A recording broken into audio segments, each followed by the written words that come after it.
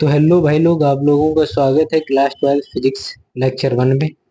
अगर आप लोगों को ये सब पीडीएफ वगैरह हैंड नोट्स चाहिए तो मिल जाएगा आराम से, कोई दिक्कत नहीं। वीडियो के लास्ट तक बने रहिए। चलिए स्टार्ट करते हैं अपने वीडियो को। तो चैप्टर का नाम है कूलॉम का नियम एवं वैद्युत क्षेत्र। तो इससे हम लोग बताने वाले हैं कौन सा मोस्ट इम्पोर्टेंट मतलब क्वेश्चन होने वाला है, या इस चैप्टर में क्या क्या इम्पोर्टेंट है और क्या क्या इम्पोर्टेंट नहीं है। ये नोट्स जो है इसमें सारा चीज रखा हुआ है, मतलब इसमें ऑल भरा है। तो इससे आप ये, अगर इम्पोर्टेंट कुछ मोस्ट इम्पोर्टेंट ऐसे सारे सारे क्वेश्चन दिए गए हैं। जैसे पहली ही अपनी परिभाषा है, जैसे वैद्युत आवेश, इलेक्ट्रिक चार्ज। तो ये मतलब इतना इम्पोर्टेंट नहीं है, लेकिन हमारा चैप्टर ही स्टार्ट होता है इससे, तो हम लोगों को पता होना चाहिए क्या है ये। मतलब ये द्रव का वह गुण है जो वैद्युत एवं चुंबकीय प्रभाव उत्पन्न करता है। जैसे ऐसे समझ लीजिए कि कोई भी कपड़ा होता है ना, द्रव्य माने ठोस, द्रव, गैस, कुछ भी ले सकते हैं। द्रव्य का मतलब होता है, ठीक है। तो जैसे कपड़ों में आप लोगों ने कभी कभी देखा होगा कि उसमें कुछ छोटी छोटी तिनगिनियां जैसी छूटती हैं, मतलब छोटा छोटा आग टाइप का, बिल्कुल। कभी कभी जब कपड़े को रगड़ देने पे या वो चपकना सा फील करने लगता है, तो मतलब वहाँ चुंबकीय एवं वैद्युत क्षेत्र कपड़े में महसूस होता है कभी कभी। तो आप लोग कभी देखना तो ट्राई करना, ठीक है। तो इसका मात्रक होता है कूलम, और ये क्यू से प्रकट करते हैं इसको। क्यू बराबर आई टी, क्यू बराबर एन ई, ठीक है। ये मतलब इतना मोस्ट इम्पोर्टेंट नहीं है। आवेश दो प्रकार के होते हैं, सजातीय आवेश, नहीं, आवेश दो प्रकार के होते हैं, धनात्मक आवेश, ऋणात्मक आवेश, ठीक है। यहाँ देखो कुछ नोट पॉइंट लिखे हैं, ये शायद भले ही आ जाए। सामान्य प्रकार के आवेशों के बीच मध्य आकर्षण नहीं होता है, ठीक है, मतलब प्रतिकर्षण बल लगता है। और जैसे जो अलग अलग होंगे, जैसे मान लीजिए कि दो एक जैसे ही आवेश हैं, धन धन, ठीक है, तो वो उनको पास मिलाने पे वो पास नहीं आते हैं, वो दूर दूर हो जाते हैं। अगर एक धन है एक ऋण है, उसको पास लाने पे तुरंत ही हो जाता है पास। समझ रहे हैं ना? इस तरीके से आप समझ। ये क्यू बराबर एन ई दिया गया है, मतलब ऐसे आप समझ। एन इलेक्ट्रॉनों की संख्या, ई इलेक्ट्रॉन पर आवेश है, क्यू बराबर हमको चाहिए। तो ये फार्मूला आप हाई स्कूल में भी लगाए होंगे। इस तरीके से इसका सोल्यूशन हो जाता है, ठीक है। तो यहाँ से जानते हैं हम किसी चालक के आवेशित होने का अर्थ क्या होता है। मतलब किसी चालक के आवेशित होने का सीधा सीधा अर्थ होता है, मतलब उसमें इलेक्ट्रॉन कितने हैं भाई, उसमें ज्यादा हैं कि कम हैं। अगर उस पे अगर इलेक्ट्रॉन जो दिए गए हैं वो दिए गए हैं, अगर समझ रहे हो ना, मतलब ज्यादा है तो आवेश ऋण आवेश होगा। अगर उसके इलेक्ट्रॉन जितने कम होंगे उतना ही वो धन आवेश होगा, ठीक है। ऐसे उसके आवेशित होने का ये कारण होता है। ये परिभाषा दी गई है, ये भी इसी तरीके की ही दी गई। जैसे इस परिभाषा को पढ़ देते हैं। किसी चालक के आवेशित होने का अर्थ है उस पर उसकी सामान्य अवस्था से इलेक्ट्रॉनों की कमी या अधिकता से है। यदि यदि चालक पर इलेक्ट्रॉनों की कमी होती है तो चालक धन आवेश, वही बोला तो मैं, कम है इलेक्ट्रॉन तो धन आवेश होगा। मतलब इलेक्ट्रॉन यानी कि ऋण वाला, तो तुम समझ सकते हो। और अगर उस पे ज्यादा है, अधिकता है, तो चालक ऋण आवेश होगा, ठीक है। यहाँ दिए गए इलेक्ट्रॉनों की संख्या दी गई है, ठीक है। और ई का मान हमेशा याद रख लेना, 1.6 गुणे 1.6 इंटू 10⁻⁻90 गुलाम, ठीक है, ये होता है। क्यू बराबर एन ई, क्यू बराबर आई टी, ये दो फार्मूले होते हैं, इनको भी याद रखना है। ऐसे आप निकाल सकते हैं, ठीक है। ये छोटे छोटे सवाल एक आध नंबर में आ सकते हैं, ठीक है, ये परिभाषा है। अभी जहाँ से आपके पांच पांच नंबर, तीन तीन नंबर के स्टार्ट होंगे, वहां से हम आपको बता देंगे क्या मोस्ट इम्पोर्टेंट है। एक चालक पर कितना इलेक्ट्रॉन की अधिकता है हो रही है, तो चालक पर कितना व कैसा आवेश होगा, ठीक है। चालक पे इतने इलेक्ट्रॉनों की अधिकता हो रही है, इसका सीधा सीधा मतलब है चालक ऋण आवेश है, ठीक है। तो हमको क्यू का मान चाहिए, मतलब कितना आवेश होगा और कैसा आवेश होगा। कैसा मतलब ऋण आवेश होगा, ठीक है। और कितना होगा तो उसको क्यू बराबर एन ई से निकाल लेंगे। एन का मान 500 दिया गया है और ई का मान हम लोगों को पता होता है, ठीक है। इससे ऐसे निकल जाएगा 8 गुना 10 की पावर माइनस 17 कूलाम। ठीक है, ऋण आवेश ऐसे हल हो गया। ठीक है, ये कुछ नोट्स पॉइंट ऊपर हम बनाए हुए हैं। जैसे चलो इनको बाद में देखते हैं, पहले यहाँ आते हैं, उसके बाद उसको समझेंगे। तो जैसे ये है आपका मोस्ट इम्पोर्टेंट, ये 3 नंबर या 5 नंबर में आ सकता है। ठीक है, तो कूलाम का नियम क्या है? कूलाम का नियम यहाँ थोड़ा सा एरर है, उसको छोड़ देना है आपको। मैं जैसा बोल रहा हूँ वैसा आपको सुनना है। ठीक है, किन्हीं दो बिंदु आवेशों के मध्य लगने वाला वैद्युत बल। ठीक है, यहाँ वैद्युत होगा, यही एरर है। गुरुत्वाकर्षण लिखा है, वैद्युत कह दो या आकर्षण या प्रतिकर्षण बल बोल सकते हैं। ठीक है, दो आवेश हैं, उनके मध्य या तो आकर्षण होगा, अगर वो धन धन है तो प्रतिकर्षण होगा, ऋण और धन है तो आकर्षण होगा। ठीक है, तो Q1 Q2 दो आवेश हैं। ठीक है, तो इसको ऐसे डिफाइन कर सकते हो, किन्हीं दो आवेशों के मध्य आकर्षण तथा प्रतिकर्षण बल, दोनों आवेशों के जो आकर्षण तथा प्रतिकर्षण बल F जो होगा ना, वो दोनों आवेशों के गुणनफल तथा बीच की दूरी के वर्ग के व्युत्क्रमानुपाती होगा। ठीक है, दोनों आवेशों के अनुक्रमानुपाती तथा बीच की दूरी के वर्ग के व्युत्क्रमानुपाती होगा। ठीक है, इसको इस तरीके से लिख सकते हैं दोनों को। पहले इस ऐसे लिखना है, फिर आपको ये 1/r² कर देना है। ठीक है, फिर दोनों को एक साथ कर सकते हैं, क्योंकि जो दिया गया है समानुपाती के चिन्ह, अब समानुपाती के चिन्ह को हटाएंगे तो 1/4 पाई या एप्सिलॉन कर सकते हैं। ठीक है, एप्सिलॉन होता है माध्यम की वैद्युतशीलता, एप्सिलॉन नॉट होता है परावैद्युतांक की वैद्युतशीलता। ठीक है, ऐसे आप लोग समझ सकते हैं एप्सिलॉन नॉट एप्सिलॉन। ठीक है, ये वायु निर्वात का होता है। ठीक है, एप्सिलॉन नॉट। और अब बात है एप्सिलॉन नॉट का मान कितना होता है, तो वही ये लिखा था यहाँ पर। एप्सिलॉन नॉट का मान होता है 9 गुणे 10 की पावर 9। ठीक है, और ये कुछ इंपोर्टेंट लिखें, जी का मान होता है 10 मीटर प्रति सेकंड का गुरुत्वाकर्षण। ठीक है, गुरुत्वीय त्वरण और गुरुत्वाकर्षण का होता है 6.67 गुणा 10 की पावर माइनस 11। ये न्यूमेरिकल में काम आता है। ठीक है, न्यूटन इंटू मीटर स्क्वायर प्रति किलोग्राम स्क्वायर। उसको आप एक साइड रखिए, आपको सीधे कूलाम का नियम याद रखना है। ठीक है, कूलाम का नियम क्या है, इसको फिर से एक बार पढ़ देते हैं।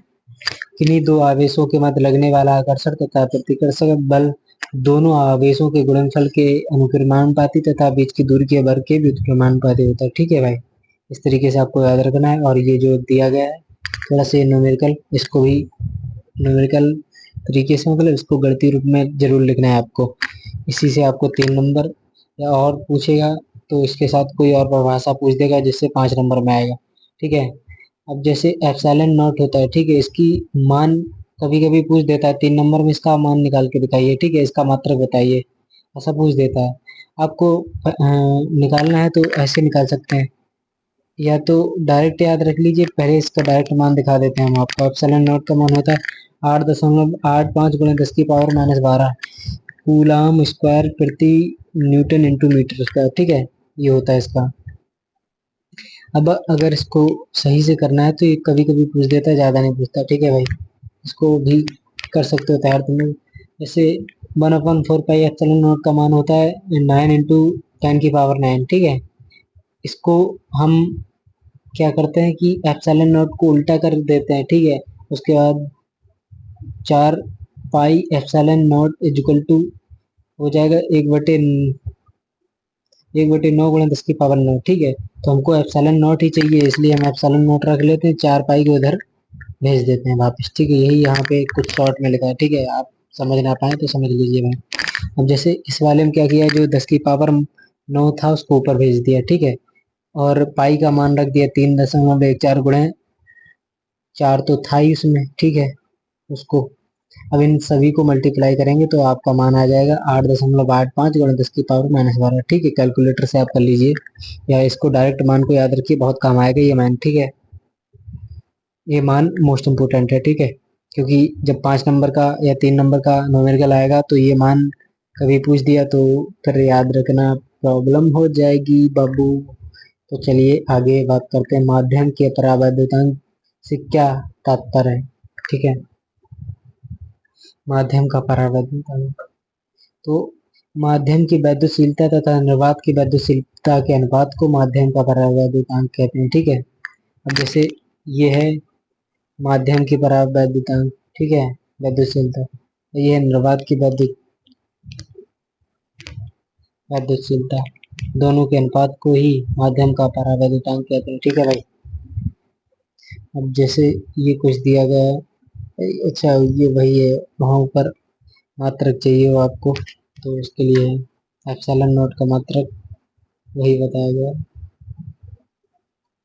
तो नोट पॉइंट आपको ये बना लेना है। ठीक है भाई, क्या वायु या निर्वात के लिए माध्यम की वैद्युतशीलता कितनी होती है? एक होती है। ठीक है, धातुओं के लिए माध्यम का परावैद्युतांक कितना होता है? एक नहीं, अनंत होता है। ठीक है भाई, धातुओं के लिए अनंत होता है, और वायु या निर्वात के लिए परावैद्युतांक एक होता है। यहाँ तक ये नोट पॉइंट थे। ठीक है, यहाँ तक मतलब तुमको क्या याद रखना है, सीधे सीधे समझिए, ये दो नोट पॉइंट याद रखने हैं।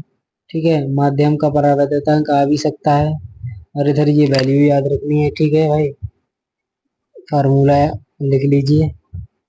ये अभी सितंबर चल रहा है, तो आप लोग समझ ही गए होंगे कि मतलब कोचिंग वोचिंग तो शायद कहीं पढ़े हों, या कॉलेज वॉलेज में पढ़े होंगे, कुछ तो पता होगा आपको, इससे आप लोग जानते होंगे कुछ ना कुछ इम्पोर्टेंट, आप समझ सकते होंगे कि क्या क्या इम्पोर्टेंट है।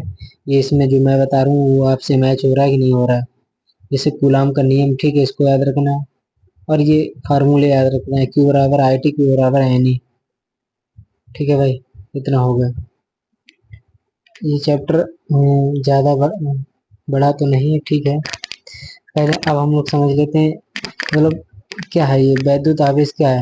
मतलब हम लोग परिभाषा के माध्यम से भी समझ सकते हैं, ऐसे भी समझ सकते हैं।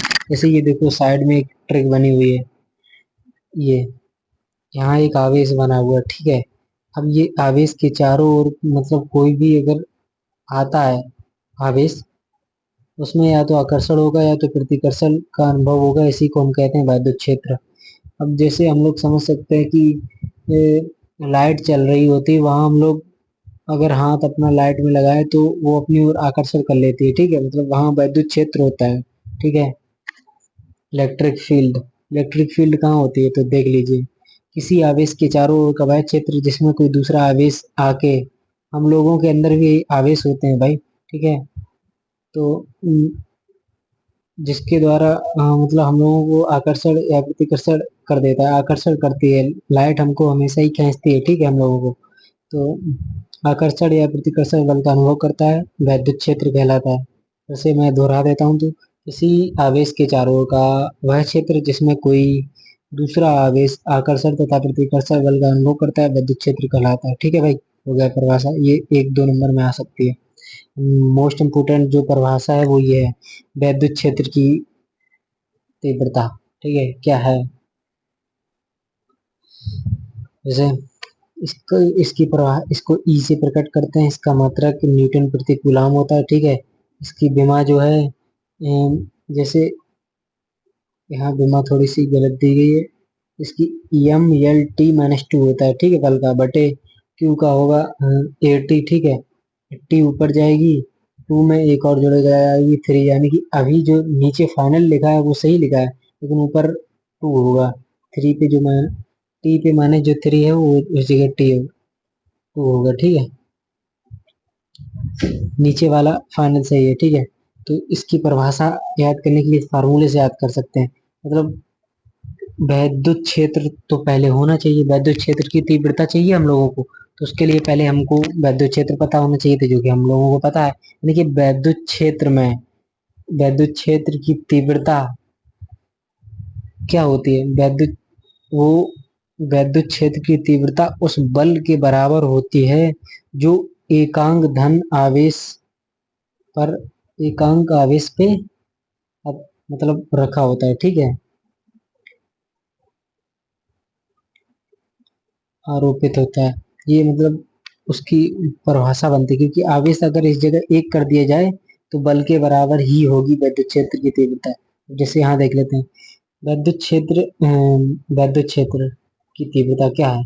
वैद्युत क्षेत्र के किसी भी बिंदु पर वैद्युत क्षेत्र की तीव्रता मतलब एनी बड़े कोई भी बिंदु हो उस जगह वैद्युत क्षेत्र की तीव्रता अगर ज्ञात करनी है तो उस बल के बराबर होगी या तुल्य होगी जो उस बिंदु पर रखे एकांक परीक्षण आवेश पर आरोपित होता है। ठीक है भाई, इस तरीके से आपकी परिभाषा बनती है।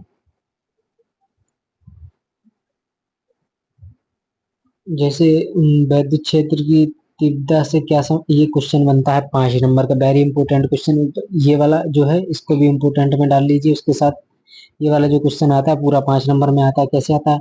वैद्युत क्षेत्र की तीव्रता से आप क्या समझते हैं? एक बिंदु आवेश के कारण वैद्युत क्षेत्र के लिए वैद्युत क्षेत्र की तीव्रता के लिए व्यंजक प्राप्त कीजिए।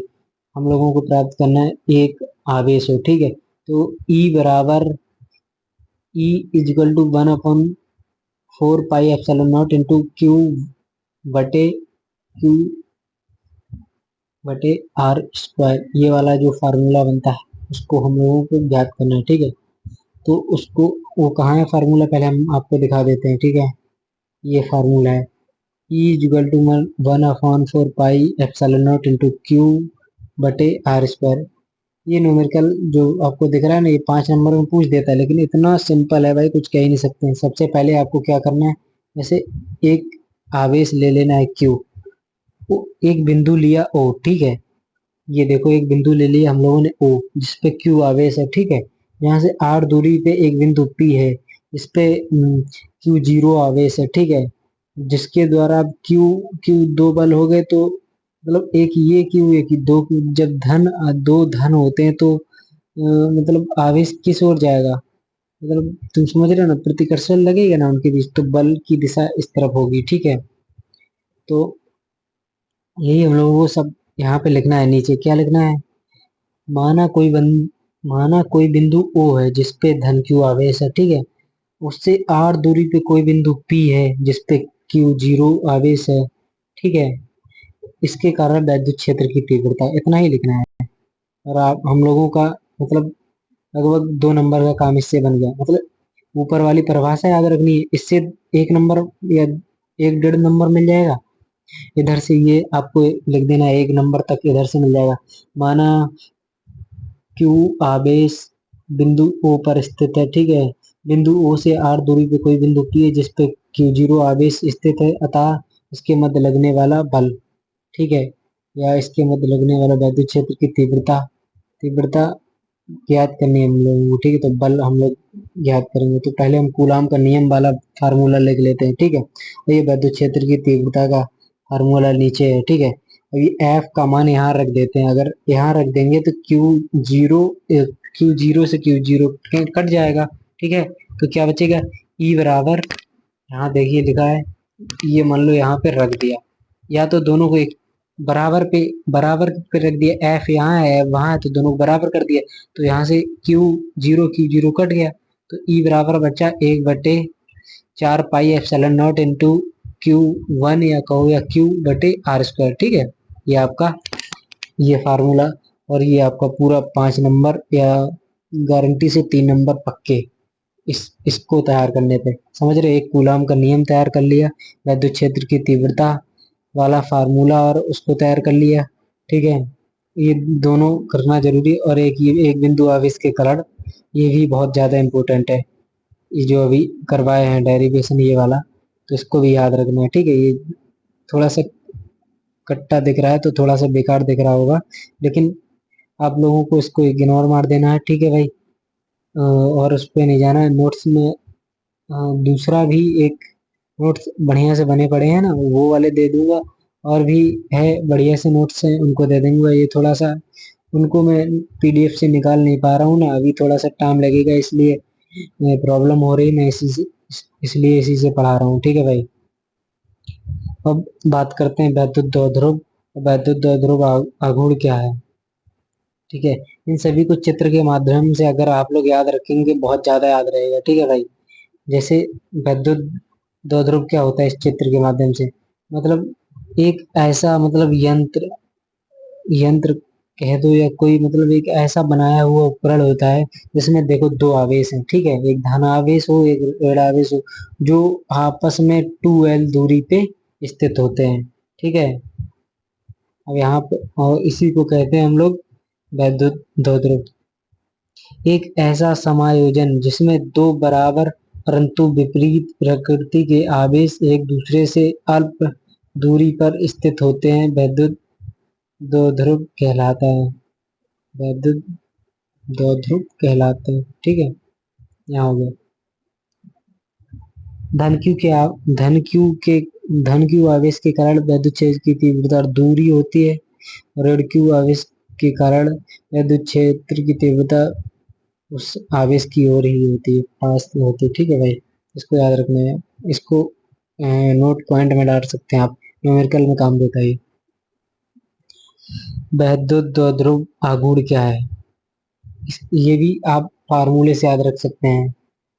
वैद्युत द्विध्रुव आघूर्ण क्या है? वैद्युत द्विध्रुव का कोई एक आवेश जो ऋण आवेश और धन आवेश था, उनमें से कोई एक आवेश तथा उनके बीच की दूरी 2L के गुणनफल को ही वैद्युत आघूर्ण कहते हैं। ठीक है, ये देखिए, वैद्युत द्विध्रुव के एक आवेश तथा दोनों आवेशों के बीच की दूरी के गुणनफल को ही वैद्युत द्विध्रुव आघूर्ण कहते हैं। ठीक है, इसको भी याद रखना है, ये फार्मूला भी इम्पोर्टेंट है। ठीक है, ये परिभाषा फार्मूला याद रखना है। ठीक है, आगे पता चल जाएगा, क्योंकि एक न्यूमेरिकल एक बनेगा डेरिवेशन, उसमें इस परिभाषा को भी पूछता है। ठीक है भाई,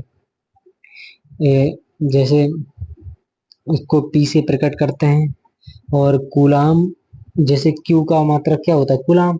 2L से तो 2 को तो मतलब ही नहीं, 2 तो एक न्यूमेरिकल संख्या है, उसको तो एक साइड रखो। L यानी कि मीटर में है। ठीक है भाई, तो इसलिए L का तो 2L का हो गया L, और Q का हो गया 80। बेमा इस तरीके से इसका ले सकते हैं हम।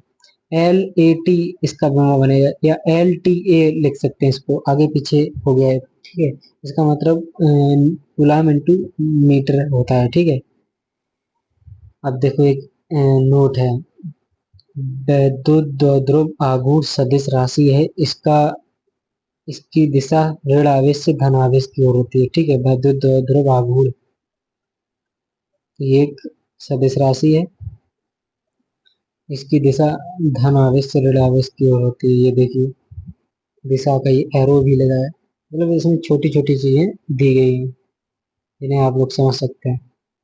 अब ये क्वेश्चन है जो 5 नंबर में बनेंगे, इसमें पूछ रहा है वैद्युत द्विध्रुव से क्या समझते हैं, या वैद्युत द्विध्रुव आघूर्ण से आप क्या समझते हैं। ठीक है, और अच्छी स्थिति में विद्युत क्षेत्र की तीव्रता ज्ञात कीजिए।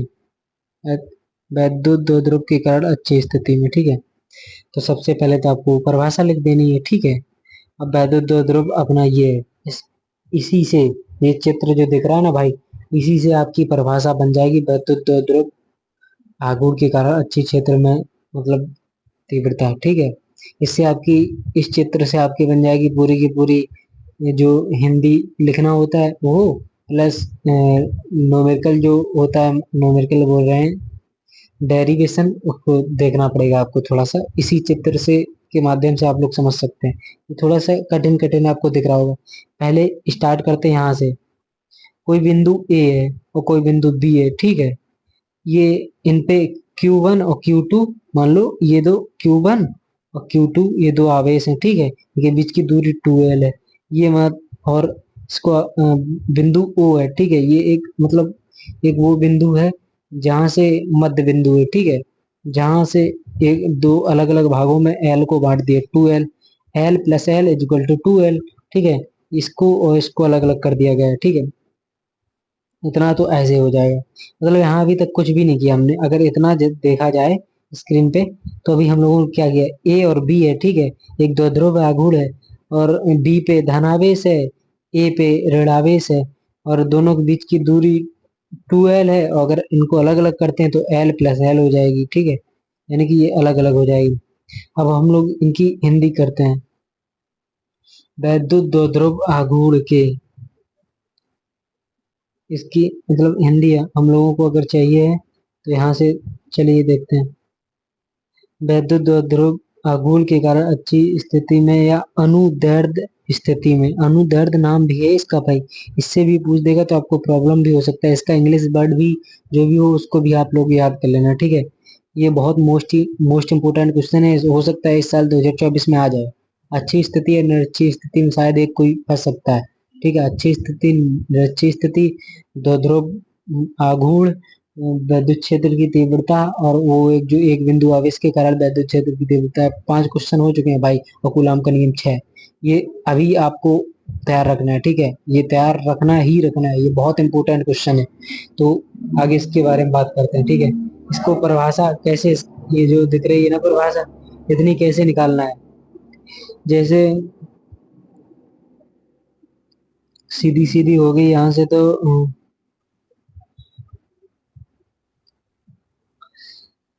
परिभाषा अपन लोगों की बन जाती है। देखो, कोई दो ध्रुव आघूर्ण है ए बी, जिस ठीक है, जिसपे ऋण जिसपे ऋण क्यू तथा धन क्यू आवेश है, ठीक है, ए और बी पे, और बीच की दूरी 2L है, ठीक है।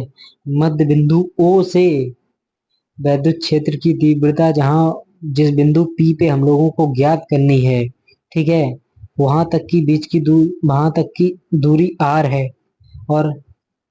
और बिंदु A से और वहां तक की, जहां तक हमें वैद्युत क्षेत्र की तीव्रता चाहिए, वहां तक की दूरी R+L है। देखो, R हो गई यहाँ से मध्य बिंदु से वहां तक, और L हो गई ये वाली चाहिए ना इधर से।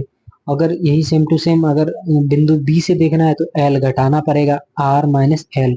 यही ये डॉट डॉट करके यहाँ पे लिखा है, ठीक है। इस चित्र को ध्यान से देख लीजिए, एक बार खुद से बनाएंगे तो आप लोग समझ जाएंगे, ठीक है। अब देखिए, यहाँ यही परिभाषा लिखी, माना ए बी एक वैद्युत द्विध्रुव है, जिसके आवेश Q तथा धन Q तथा ऋण Q एक दूसरे से 2L दूरी पर स्थित है, ठीक है। द्विध्रुव के द्विध्रुव के मध्य बिंदु O से स्मॉल और दूरी पर कोई बिंदु P है, जहाँ वैद्युत क्षेत्र की तीव्रता ज्ञात करनी है, ठीक है। वो E1 E2 लिखा है, ठीक है। तो हम लोग क्या करते हैं, धन की आवेश के कारण वैद्युत क्षेत्र की तीव्रता ज्ञात करते हैं। अब एक बिंदु आवेश का फार्मूला क्या होता है, मतलब एक बिंदु आवेश के कारण वैद्युत क्षेत्र की तीव्रता क्या होती है, E बराबर 4/पाई, तो 1/4 pi epsilon naught into Q1 कहो या क्यू ही बोलो, ठीक है, Q1 मत बोलो, Q/R², ठीक है। तो हम इतना होती है, ये धन Q आवेश के कारण है। तो देखते हैं, देखिए इसको ई वन मान लेते हैं। यहाँ 1/4 पाई एप्सिलॉन नॉट, ये तो रहेगा, इसमें कोई चेंज नहीं हो। और ये धन क्यू आवेश है, इसलिए ये देखो क्यू बन गया, ठीक है। अब इस इनके बीच की दूरी है, मतलब आवेश से जहां तक वैद्युत क्षेत्र की तीव्रता चाहिए, उतने के बीच की दूरी कितना है, तो हम लोग आ जाते हैं चित्र में अपने। ये धन क्यू आवेश है, ठीक है। यहाँ ये बताओ, ये ओ से लेके पी तक की दूरी आर है, ठीक है, और ओ से लेके बी तक की दूरी एल है। हमें चाहिए बी से पी तक की दूरी, तो बी से पी तक की दूरी के लिए हम क्या करें, ओ पी से ओ बी घटा देंगे, यानी कि R-L कर देंगे, तो हम लोगों की दूरी निकल आएगी, ठीक है। यही यही यहाँ पे लिखा है, ठीक है। ये देखो, ये देखो R-L, और जब वहां से चाहिए होगी ना, ऐसे ये एक समीकरण बन गया। जब ए से चाहिए होगा, तो इसमें R+L होगा, क्योंकि ये L इधर इस तरफ का, और ओ ए की दूरी L है, और ओ पी की दूरी R है, तो ओ पी प्लस ओ ए इजुकल, तभी तो इतने बीच की दूरी निकल पाएगी, तो R+L हो जाएगा, ठीक है। ये E2 बराबर हो जाएगा 1/4 पाई एप्सिलॉन नॉट, ठीक है, इंटू क्यू बटे माइनस प्लस जो भी आवेश है वो आपको नहीं लगाना, ठीक है, R+L, ठीक है। इतना हो गया। हम लोगों को परिणामी वो चाहिए पी का मान, तो ये माइनस जो हम लगाए हैं ना, E=E1 - E2, ये माइनस ऐसे ही नहीं लगाए हैं भाई, इस चित्र में आ जाओ, देखो जो E1 है वो धन क्यू के कारण है, जो E2 है वो ऋण क्यू के कारण है। और ये दिशा में ये अलग अलग डायरेक्शन क्यों चेंज है, तो जहां अभी हम लोग नोट्स बनवाए थे ना ऊपर, ये देखो, धन क्यू के कारण विद्युत क्षेत्र की तीव्रता दूर होती है, ऋण क्यू के कारण पास होती है, ठीक है। वही कारण है कि E1 क्यू धन क्यू से दूर है, और E2 ऋण क्यू की ओर दिशा में ही है, ठीक है भाई, यही है। जब दोनों विपरीत हैं तो घटाए जाएंगे, ठीक है। जब दो आवेश विपरीत होते हैं तो घटा दो भाई। लो एक दूसरे को घटा दिया, यहाँ पे घटा दिया, ठीक है, दोनों को मान रख दिए, ठीक है। यहाँ से हम लोगों ने 1/4 pi epsilon naught into Q इतना कॉमन ले लिया। अब क्या बता, ये बचा 1/r-l² माइनस 1/r+l का स्क्वायर, ठीक है, इतना बचा है। अब हम लोग आ गए यहाँ पे, इसको सॉल्व करने के लिए हम लोग कैंची गुणा बोलते हैं जिसको, उसको करा देंगे। r+l का होल स्क्वायर इस साइड ऊपर ट्रांसफर कर देंगे, r-l का होल स्क्वायर इधर ऊपर ट्रांसफर कर देंगे, इधर दोनों का गुणा करा देंगे, ठीक है भाई। अब दोनों का होल स्क्वायर खोल देंगे तो इस तरीके से कट जाएगा। देखो r+l का होल स्क्वायर हो जाएगा r² + l² प्लस 2 पाई 2r l, ठीक है। और इधर से माइनस लगा है तो इन दोनों माइनस, इसका भी होता है r² + l² -2rl। तो जो माइनस का होगा वो प्लस हो गया, जो प्लस का तो वो माइनस हो गया, ठीक है, इतना तो आप लोग समझ सकते हैं। ऐसे इस तरीके से कट गया और ये बचा 4rl। और यहाँ नीचे क्या हुआ, दोनों का स्क्वायर है, ठीक है। ये देखो यहाँ एक वो बन रहा है, ये स्क्वायर स्क्वायर एक साइड कर दो पहले। जैसे एक कोष्टक में a+b, एक कोष्टक में a-b, तो क्या बनता है, a का a² - b²। a² - b² का क्या होता है, एक कोष्टक में a-l, एक कोष्टक में a-b, एक कोष्टक में a+b, ऐसा होता है ना फार्मूला, उसी तरीके से इसको ऐड कर दिया गया है, ठीक है भाई। जब इधर आ गया, ठीक है, और ये इस तरीके से ये इनको जोड़ दिया गया है, ठीक है यहाँ। और यहाँ से क्या किया हम लोगों ने, क्यू का अंदर कर दिया, हम लोगों ने क्या कर दिया, आर, देखो दो दो है, ठीक है, दो को हम लोगों ने दो भागों में डिवाइड कर मतलब गुणा कर दिया, 2 × 2, ठीक है। एल एक साइड कर दिया, आर एक साइड कर दिया, ऐसे कर दिया 2। ये सारा होगा तो एक ही ना, क्योंकि क्यू इधर से अंदर की ओर कर दिया, ठीक है, तो क्यू अंदर चला गया। हम लोग क्या मतलब एक फार्मूला बनाने की कोशिश कर रहे हैं, ठीक है, ये इसलिए कर रहे हैं। Q × 2l क्या होता है, Q × 2l क्या होता है, दो ध्रुव आघूर्ण होता है ना ये, इसीलिए 2Q × 2l, ये दो ध्रुव आघूर्ण बना दिए हम लोगों ने। और बाकी जो बचा वो 2r बचा, ठीक है, इसको एक साइड रखते हैं, यहाँ पे ये बन गया। हम लोगों को पता होना चाहिए कि दो ध्रुव में हम लोग पढ़े थे अल्प होता है, मतलब अल्प दूरी होती है, 2l एक अल्प दूरी है, तो l भी और भी छोटा होगा, तो l जो स्क्वायर होगा वो तो और भी छोटा होगा ना, r² से बहुत ही छोटा होगा, इसलिए हम लोग क्या करते हैं, l² को जीरो कर देते हैं। जब l² को जीरो कर देंगे तो नीचे क्या बचेगा, r² - 0, तो r² - 0 तो मतलब r² ही रहेगा, ठीक है।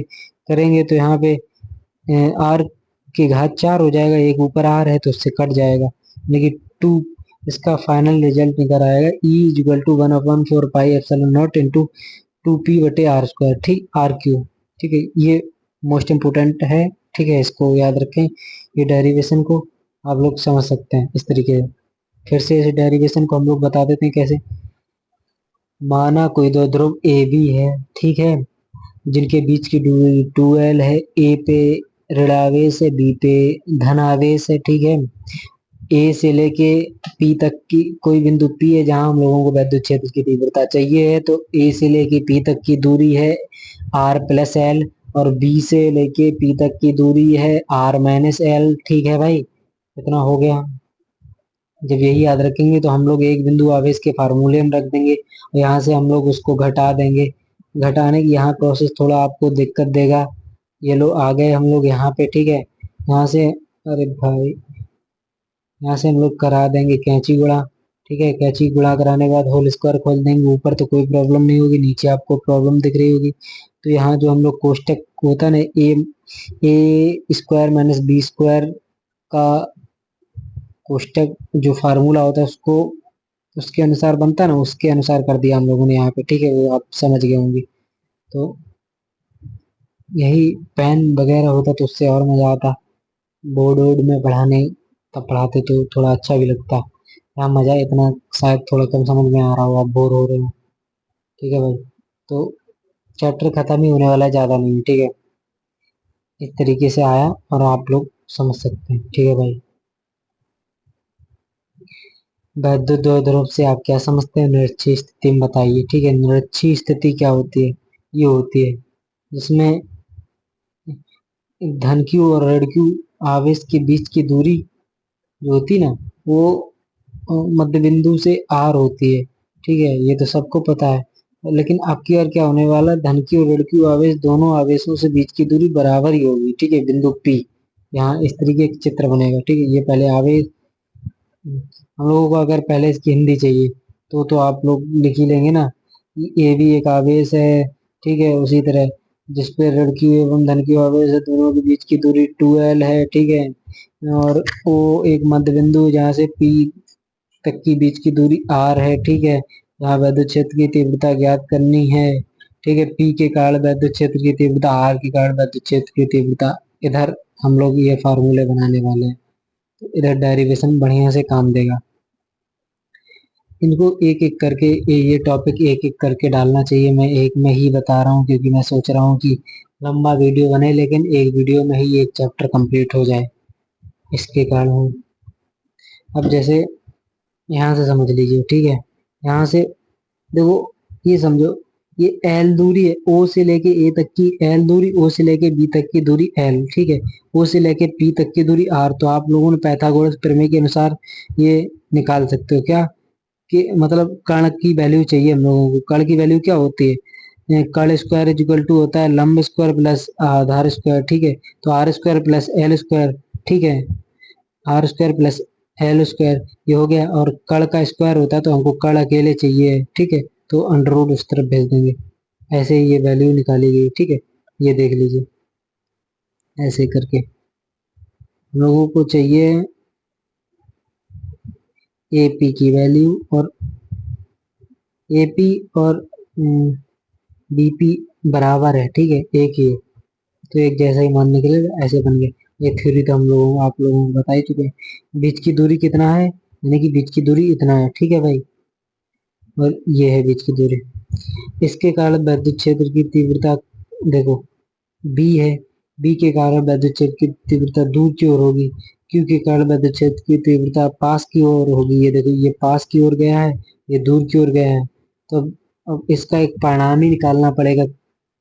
परिणामी, ठीक है, एक क्यू, मतलब एक परिणामी निकालोगे तभी तो बनेगा ना भाई। एक इधर जा रहा है, एक उधर जा रहा है, तो दो अलग अलग डायरेक्शन। ये एक त्रिभुज, एक समांतर चतुर्भुज की तरह बन रहा है, तो इसके लिए समांतर चतुर्भुज का नियम लगाते हैं हम लोग। ठीक है भाई, लिए आ जाते हैं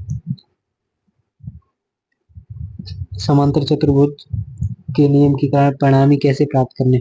आर स्क्वायर इक्वल टू होता है, देखो, एक पी है एक क्यू है। ठीक है, उसी तरह जैसे अपना दो गए है। ठीक है,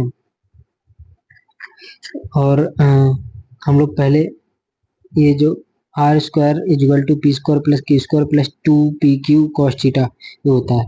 ठीक है, हम लोग क्या करते हैं, ई के कारण क्या होता है हम लोगों का 1/4 पाई एप्सिलॉन नॉट। मतलब ये ई पे क्या है, धन क्यू। ई मतलब बीच की दूरी तो एक ही है ना, तो ये भी ऐसा होगा। ठीक है, ऋण क्यू के कारण क्या होगा, इसके कारण भी एक जैसा ही होगा। अंडर रूट में दूरी है तो दूरी यहाँ से हट जाती है। ठीक है, ऋण क्यू के कारण क्या होगा, दोनों के कारण एक ही हुआ। अब एक समांतर चतुर्भुज वाला बन रहा है, तो E1 E2 ये दो समांतर चतुर्भुज के मतलब परिणामी हैं। तो इनका जो बिगड़ जाता है ना, वही इनका परिणामी होता है, जो बिगड़ जाएगा। तो वो बिगड़ प्राप्त करने के लिए क्लास 11 में आप लोग पढ़े होंगे। ठीक है, तो वैसे उसी तरह इसको लाना है। ठीक है, मान लिया कि यहाँ मान रख दिया, और E1 E2 दोनों एक समान है। देख लीजिए, ये E1 समीकरण E1 है, ये E2 दोनों एक जैसे ही है। तो हम यहाँ रख सकते हैं E1 इक्वल टू E2। ठीक है, कोई एक चीज रख लीजिए। हम लोगों ने E1 रख लिया। ठीक है, तो ये देख लीजिए, ये हो गया 2E1 का स्क्वायर, ये हो गया 2E1 का स्क्वायर। और यहाँ से हम लोग क्या करते हैं, 2E1 का स्क्वायर कॉमन ले लेते हैं, तो क्या बचेगा, 2E1 का स्क्वायर कोष्टक में बचेगा 1 प्लस cos 2 थीटा। और cos 2 थीटा का एक फार्मूला होता है, cos 2 theta is equal to 2 cos square theta -1। ठीक है, ये यहाँ रख देना आप लोगों। 1 से 1 कैंसिल हो गया, ये हो गया 2 cos स्क्वायर थीटा, ठीक है। तो ये हो जाएगा इधर 4 e one square cos square theta. और ये जो ई पे था ना घात, वो इस तरफ हम लोग ट्रांसफर कर दिए, जिससे 2 का अंडर रूट 2, और ई वन का स्क्वायर हो गया ई वन, और कॉस स्क्वायर थीटा को हो गया कॉस थीटा, ठीक है। ये हो गया। अब हम लोग क्या करते हैं, ई वन का मान यहाँ रख देंगे, ठीक है। ई वन का मान क्या था, 1/4 pi epsilon naught into Q बटे R square plus L square, ये होता है। कॉस थीटा का मान हम लोगों को निकालना पड़ेगा जाके, ठीक है। कॉस थीटा बराबर क्या होता है, आधार बटे कड़। तो आधार क्या था, आधार तो आर एल था ना, जो दो ध्रुव आधार एल था, ठीक है। और जो कड़ था, कड़ हम लोग क्या निकाले थे, under root R square plus L square, ठीक है। तो कॉस थीटा बराबर क्या होता है, आधार बटे कड़। उसी से ये हम लोग निकाले हैं ये वाली वैल्यू, ठीक है, आधार बटे कड़, ठीक है। और ये ई का मान रख दिए। तो यहाँ पे क्या होता है, ये देखो आ गया 2 इन क्यू इंटू 2 एल, ये हो गया पी, दो ध्रुव आघूर्ण, ठीक है। और ये जो है ना, एक हो ये देखो, इस पे घात है एक, और इस पे घात है आधी, R square plus L square पे एक है, और R square plus L square पे इधर है अंडर रूट, यानी कि आधी घात, ठीक है। अंडर रूट पे आधी घात होती है, दोनों जोड़ देंगे घातों को तो 3/2, 3/2 हो जाएगा। यहाँ से फिर हम उसी तरह एल स्क्वायर को हटा देंगे। अब एल स्क्वायर को हटा देंगे तो कितना बचा, मतलब आर स्क्वायर, और पूरे पे आर स्क्वायर पे पावर 3/2। तो यहाँ से दो दो कैंसिल हो जाएंगे, तो पी, तो E is equal to 1/4 pi epsilon naught into P बटे आर क्यूब, ठीक है। इस तरीके का बचेगा, ये आपका आराम से समाप्त हो जाता है। ऐसे आपको याद रखना है, ठीक है। ये भी मोस्ट इम्पोर्टेंट है, इनमें से कोई एक आ सकता है। ये भी बहुत सिंपल था, ज़्यादा कठिन नहीं है, आप अगर सही से पढ़ेंगे तो आप समझ सकते हैं। दो ध्रुव वैद्युत दो ध्रुव आघूर्ण से आप क्या समझते, देखो आ गया। एक समान वैद्युत क्षेत्र में वैद्युत स्थित वैद्युत द्विध्रुव पर लगने वाले बल युग्म के आघूर्ण का व्यंजक याद करना है, ठीक है। यहाँ से भी हम लोगों को एक व्यंजक प्राप्त करना है। वैद्युत बल रेखाएं, यहाँ से चैप्टर हम लोगों का शायद क्लोज हो जाएगा, थोड़ा ही बचा है। तो पहले हम लोग उसको दिखा देते हैं, इसको डेरिवेशन लंबा है, इसको लास्ट में बता देंगे। पहले हम लोग छोटा छोटा कर लेते हैं, ठीक है। वैद्युत वैद्युत बल रेखाएं क्या है, ये इंपॉर्टेंट नहीं है, लेकिन ठीक है, इसको ऐसे। वैद्युत बल रेखा वैद्युत क्षेत्र में खींची गई वह काल्पनिक निष्कोण वक्र रेखाएं होती हैं जिन पर एक स्वतंत्र एवं पृथक्कृत गति होती है, ठीक है। मतलब यह एक वो रेखाएं होती हैं, मतलब काल्पनिक रेखाएं होती हैं जो हम लोगों को दिखाई नहीं देती। जैसे कोई भी बिजली का तार होता है, उस पर देखते हैं ना, करंट रहता है दूर दूर तक, लेकिन हम लोगों को दिखाई नहीं देता। जब भी कोई चिड़िया जाती तो वो खींच लेता है, ठीक है। उसी तरह ये वैसी होती हैं, ठीक है, स्वतंत्र एवं पृथक गति करती हैं। वैद्युत बल रेखाओं के गुण क्या आते हैं, वैद्युत बल रेखाएं धनावेश से ऋणावेश की ओर चलती हैं, देखो धनावेश से ऋणावेश की ओर जा रही हैं, ठीक है। वैद्युत बल रेखाओं पे कोई भी स्पर्श रेखा नहीं खींची जा सकती, अगर खींची गई तो उस पे वैद्युत क्षेत्र की दो दिशाएं हो जाती हैं, ठीक है। वैद्युत बल रेखाओं वैद्युत बल रेखाएं पृष्ठ से अभिलंब उत्पन्न होती हैं, ठीक है, लंबवत उत्पन्न होती हैं, लंबवत ही समाप्त होती हैं, ठीक है। ये लिखा है रेखीय आवेश गणित, देखो ये तीनों परिभाषाएं एक जैसी हो जाएंगी, रेखीय आयतनी और क्षेत्रीय आवेश घनत्व, कैसे याद रखना है, ठीक है। ये लैम्डा है, ठीक है, और ये सिग्मा है, और ये रो है, ठीक है। तो हम लोगों को क्या करना है, मतलब लैम्डा जो है वो इजिकल टू है क्यू बटे एल, यानी कि एल अगर एक हो जाए तो लैम्डा और क्यू बराबर हो जाएगा, यानी कि किसी चालक तार, ठीक है, किसी चालक तार की एकांक लंबाई, यानी कि एल शून्य एल एक हो जाए, एकांक आवेश एकांक लंबाई पर वितरित आवेश की मात्रा, मतलब जब ये हो जाएगा तो आवेश की जितनी मात्रा होगी उसी को हम लोग कहेंगे रेखीय आवेश घनत्व लैम्डा, ठीक है। इसका मात्रक क्या होगा, कूलाम होगा क्यू का, और एल का होगा मीटर, ठीक है। और क्षेत्रीय आवेश या पृष्ठीय आवेश घनत्व क्या होगा, मतलब चालक तार के क्षेत्र पर किसी चालक के एकांक क्षेत्रफल पर वितरित आवेश की मात्रा को क्षेत्रीय आवेश घनत्व कहते हैं। इसका मात्रक क्या होगा, कूलाम प्रति मीटर स्क्वायर, ठीक है, क्योंकि क्षेत्रफल का मात्रक मीटर स्क्वायर होता है। उसको सिग्मा से प्रकट करते हैं, इसको रो से प्रकट करते हैं आयतनीय आवेश घनत्व को। किसी चालक के एकांक आयतन पर वितरित आवेश की मात्रा को ही आयतनीय आवेश घनत्व कहते हैं, ठीक है। इधर से खत्म हो जाता है। एक ही छोटा सा कूलाम के नियम का सदिश रूप हम लोगों को प्रकट करना होता है, मतलब ये एक ऐसा ही है, कोई इतना वो नहीं है, ठीक है। इधर से हम लोगों का चैप्टर 2 स्टार्ट होता है। तो हम लोगों के अभी 2 डेरिवेशन बचे हुए। एक तो देखो ई का मान दिया गया है, अल्फा कण का मान चाहिए, ठीक है। तो अल्फा कण इज इक्वल टू होता है मतलब 2, अल्फा कण होता है 2, अल्फा कण में जितने इलेक्ट्रॉन होते हैं, इलेक्ट्रॉन डबल इलेक्ट्रॉन होते हैं, मतलब तुम समझ रहे ना, सामान्य से 2 इंटू इलेक्ट्रॉनों की संख्या होती है, ठीक है, ये अल्फा कण।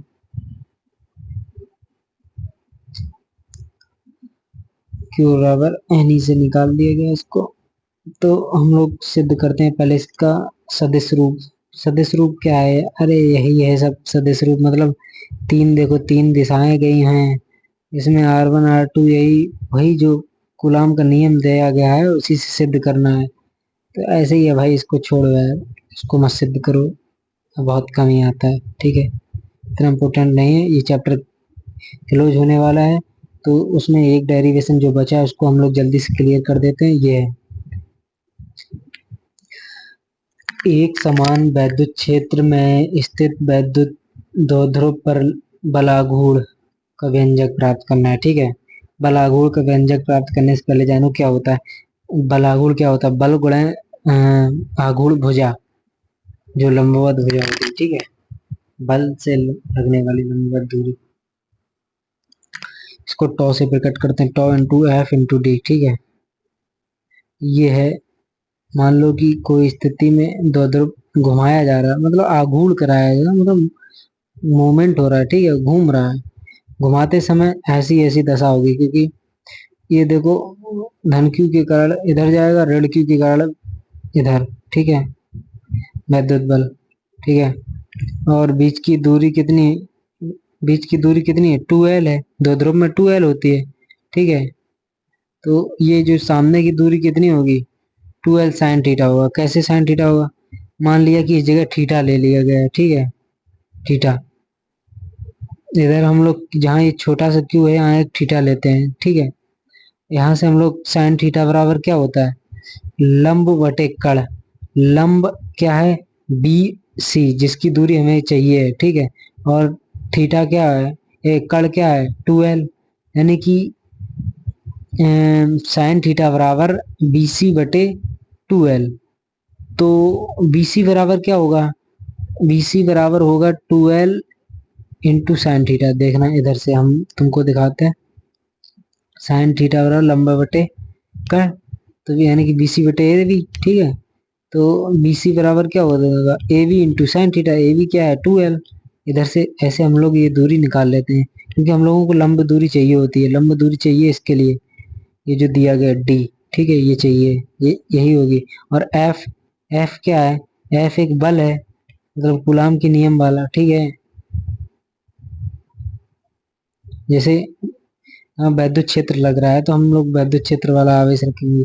माना ए भी एक, उसी तरह बना देना, माना ए भी एक वैद्युत द्विध्रुव है जिसके Q1 Q2 दो आवेश हैं, बीच की दूरी 2L है, ठीक है भाई। Q1 के कारण लगने वाला बल इतना है, Q2 के कारण लगने वाला बल इतना है, ठीक है, जिसके कारण ये बल विपरीत है, एक धन है, धन क्यू के कारण धन बल लग, मतलब ऋणात्मक बल लग रहा है, ऋण क्यू के कारण धनात्मक बल रहा है, धन क्यू के कारण, जिसके कारण ये मतलब एक तरफ ऋण वाला बल लग रहा है, एक तरफ धन वाला लग रहा है, तो घूमने लग रहा है, ठीक है, तो चक्कर काटने लग रहा है। तो वहां ही आघूर्ण हो रहा है, तो यहाँ आघूर्ण हो रहा है। जब आघूर्ण हो रहा है तो लो, बल इंटू दोनों बलों के बीच की दूरी, ठीक है, ये रख दी दोनों बलों के बीच की दूरी, ये है एफ, और ये हम निकाल चुके हैं 2L साइन थीटा, ठीक है। और एफ बराबर होता है क्यू इंटू ई, क्यू इंटू मतलब वैद्युत क्षेत्र की तीव्रता से ये फार्मूला बनता है, क्योंकि ई बराबर होता है एफ अपॉन क्यू, ठीक है। तो क्यू को इधर भेज देंगे, तो हो जाएगा एफ बराबर क्यू इंटू ई, ठीक है। इधर से ये बन गया इतना। और अब हम लोग क्या करते हैं कि Q मिल गया, 2L इधर है, इसको पास ले आया, E को उधर भेज दिया, तो ये Q इंटू 2L एक P होता है, ठीक है, मतलब दो ध्रुव आघूर्ण, ठीक है। P E साइन थीटा, टॉ बराबर P E sine theta, most important वाला ये है, ठीक है, इसको याद कर लो। अगर यही साइन थीटा 90 मतलब 90 मैक्स हो जाए, मतलब टॉ मैक्स कब होगा, जब थीटा का मान एक मतलब थीटा का मान 90 अंश होगा, मतलब थीटा का मान 0 होगा तो सारा का सारा 0 हो जाएगा, टॉ मैक्स हो ही नहीं पाएगा। टॉ मैक्स जब होता है जब साइन की अधिकतम मान होगा, अधिकतम मान साइन के टेबल में सिर्फ एक होता है, ठीक है, तो साइन 90 का मान होता है, ठीक, वो साइन 90 का मान एक हो जाएगा, तो क्या हो जाएगा, tau is equal to tau tau max बराबर हो जाएंगे, ठीक है, टॉ इजिकल टू पीई बनेगा, ठीक है। यहाँ से हम लोगों का चैप्टर क्लियर हो जाता है। सारे नोट्स आप लोगों को मिल जाएगा अगर आप लोग इस चैनल को सब्सक्राइब करके वीडियो को लाइक कर देते हैं, ठीक है। अगले से मतलब जो भी वीडियो आएगा तब तक आपको मिल जाएगा नोट्स आराम से, सारे चैप्टर आप जैसे ही पढ़ाएंगे उतने उतने चैप्टर का आपको नोट्स देते जाएंगे, ठीक है भाई। तो आज हम लोगों ने काफी चैप्टर पढ़ लिए हैं, मतलब पूरा एक चैप्टर ही खत्म कर दिया है। इसमें most important without most important सारे पढ़ चुके हैं हम लोग।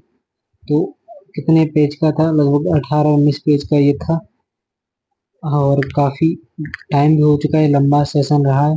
तो आप लोग अगर इस वीडियो को अगर मानते हैं कि हमने मेहनत की है, तो भाई आप लोग चैनल को सब्सक्राइब कर सकते हैं, वीडियो को लाइक कर सकते हैं, शेयर कर भी सकते हैं अपने दोस्त के साथ, अगर चाहते हैं कि भाई कोई भी मतलब पढ़ा रहा है। वैसे क्वालिटी तो आप लोगों को कम ही मिली होगी, लेकिन मैं सोचा हूँ कि जितना हो सके उतना बढ़िया ही पढ़ा सकूँ, ठीक है भाई। तो उस तरीके से जो भी है, अब चलिए फिर, थैंक्स। इसका नोट्स वगैरह हम लोग आपको टेलीग्राम पे पहुंचा देंगे, इसके लिए 1 से 2 दिन आप लोग वेट करिए, हम आपको नेक्स्ट वाले में बता देंगे, ठीक है। आप कमेंट करिए आपको चाहिए कि नहीं चाहिए, मैं ऐसे ही क्या डाल दूँ, आप लोग बताइए आपको चाहिए नोट्स नहीं चाहिए, ठीक है भाई। और हमारे चैनल पर विजिट कीजिए, वहाँ से आप काफ़ी सारी बुक्स वगैरह भी फ्री में ले सकते हैं, उनके पीडीएफ पुराने काफ़ी सारे नोट्स 12th क्लास के पड़े हुए हैं। ये सेशन में पूरे 1-1.5 साल बाद स्टार्ट कर रहा हूँ, मतलब पहले मैं वीडियो डालता था लेकिन अभी काफ़ी टाइम बाद डाल रहा हूँ। आपसे उम्मीद है आप लोग सपोर्ट करेंगे, और मैं इसको बहुत तगड़ मतलब मेहनत किया हूँ इस वीडियो पे, इसलिए आप लोग जरूर सपोर्ट करिए। चलिए, थैंक्स।